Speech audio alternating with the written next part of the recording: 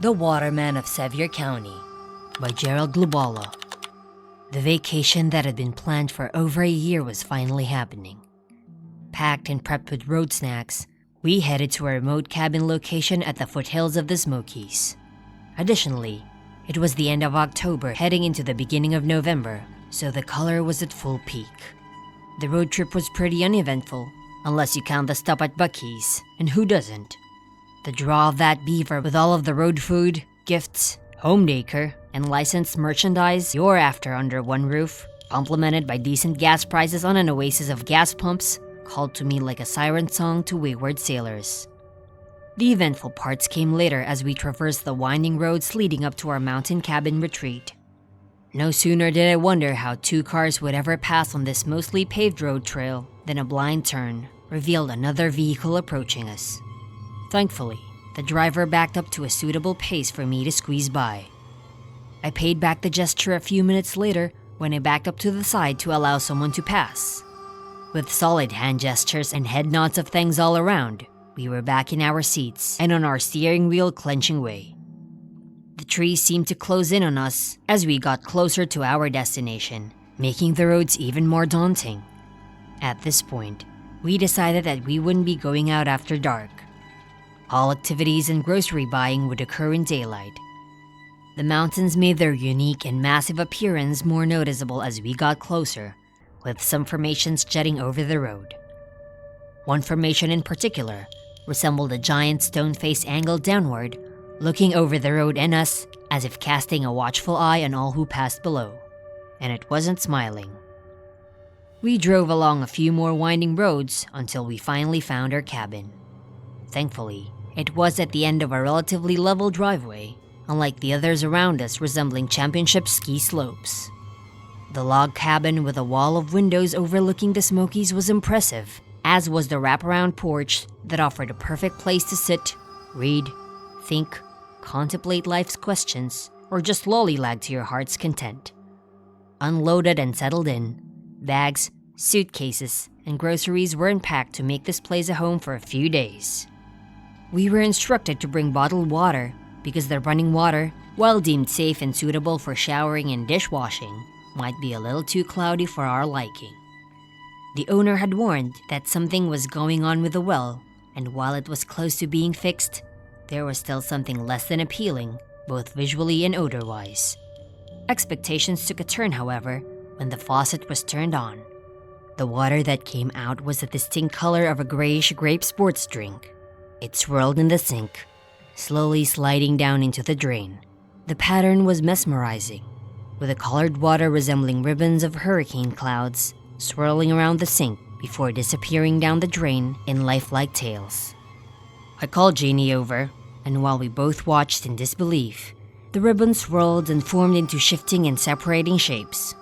The shapes quickly maneuvered into a slimy, grayish-black script that clearly spelled, "Go now," before slithering down the drain. "Did you see that?" I asked. "You had to see that." "I did," she responded. "At least, I think I did. Did it say go now?" I turned the faucet on again to see if anything else would happen, and maybe also to check my sanity. The discolored ribbons of water fell to the stainless sink, splattering into equally colorful droplets before pooling and quickly descending down the drain. No words appeared. We quietly and cautiously finished setting up the cabin for our stay, which I was now inwardly questioning. I did message Bonnie, the cabin owner, to let her know that the water was not only off color-wise, but also had a foul odor. Expectations were light for our first night at the cabin. Prepared meals were packed to lessen the cooking load and allow more time for exploring and enjoying the beautiful view. Sunset came, followed by the darkness that only occurs in the thick of a surrounding forest. Without any exterior light, the wall of windows transformed into an abyss of deep blackness. A little unnerved, we pulled the shades down and got ready for bed. Just as we retired to the downstairs bedroom, a noticeable noise came from the wooden wraparound deck above. It sounded like footsteps. We knew there were previous reports of black bears nosing around. In fact, there were scratch prints along the ground right outside our bedroom window. "That's someone walking around out there," said Janie. It was human footsteps and then a knock. I pulled on a shirt and shoes and went upstairs. As I approached the window, I saw what looked like the glow of headlights shining down the driveway from the main road. I couldn't see what was there because of the trees that lined the driveway and the heavy rain that had started to come down. I only saw the glow. As I opened the door to get a better look, I was startled to see to my right at the bottom of the stairs was a large, rugged-looking man with dark eyes, shaded by a rain hood, a jutting chin, and a weathered face. Something about him looked both familiar and troubling. He was dressed in a yellow rain slicker and wellies. The rain bounced off his rain hood and shoulders, sending a distinct tapping rhythm into the night. "Evening," he said, looking up at me through the falling raindrops. "Sorry if I woke you. I'm the Waterman. Heard your water wasn't acceptable and needed looking at. Just getting close to the bottom of the well. Starts picking up some gunk. Been kinda dry around these parts, you know. I'll filter up for ya. So all's good now. All good. Just may take a bit to settle and run clear again. Have a nice day. Stay safe. A lot of things out there in those woods. Heck, probably some I don't even know about. And I'm here round the clock. Anyway, I'll be back tomorrow afternoon to check on y'all." The gapped smile he left me with as he turned and walked down the driveway seemed more of a smirk, but I thanked him for coming out on a night like this. I was more than happy to think that the problem was solved and went back downstairs to explain to Janie what was going on before we slipped into our first night's sleeps in the cabin. Morning came by the way of sunrise sneaking into our bedroom and waking us up. I trudged upstairs to make a fresh pot of coffee, anticipating a relaxing and lovely morning on the deck overlooking the mountains. I used the bottled water for the coffee pot and turned the kitchen faucet after getting the coffee brewing. The water that came out was the same as last night, maybe a little worse. The waterman did say it would take time to clear up, I told myself. The mesmerizing effect of the swirling, off-color water going around the sink and slipping down the drain still brought an uneasy feeling from the night before. I turned the faucet off, telling myself I was silly for getting all worked up last night, probably just overtired. But then, there it was. The words, "Go now," spelled out in grayish-black script, hanging on the edge of the drain before disappearing in slow motion, letter by letter, releasing a foul sulfur odor along the way. I backed away, staring at the water faucet and sink. Hearing a noise behind me, I quickly turned to see Janie walking up the steps. "What's wrong? What's going on? Why are you looking like that?" Nothing. Just a deer or something ran by the kitchen window and startled me, that's all." I held up the coffee pot, trying to calm my shaking hands. "Here, coffee's ready." "Thanks," said Janie, and fixed herself a cup. We made our way out on the deck, and the morning views were gorgeous. Once seated, I texted the cabin's owner to thank her for quickly responding to our concerns and to say that the waterman was here late last night to fill the well. I added that although the water isn't clear yet, ain't that the truth? He said it would take a bit to remedy itself, and he'll return this afternoon to recheck it. As I took my first sip of coffee and tried to control my racing pulse, my phone rang. It was the cabin owner. "Dex?" she asked. "Hi, Bonnie," I responded while putting her on speaker. "Thanks for getting help out here so quick, especially in that we—" "Dex," she interrupted. "I have to tell you something. Since you texted last night, I've been researching, and I think it would be in all of our best interests if we moved you two into a different cabin. Same amenities and beautiful views, but maybe with a more enjoyable water situation in a different part of the mountain. I'm sending you 3 locations to consider. Your choice. I've stayed in all of them, and they're equally fantastic. No additional cost to you, and I'll refund you for the 2 days you've spent there. Please look them over and choose the one you like best. The sooner the better. We'll get you in there ASAP. I think it's the best." "Wait, what?" I asked. "Why would we move?" The waterman said the water just needs a bit to clear, and we're all unpacked and love the place. We don't really want to.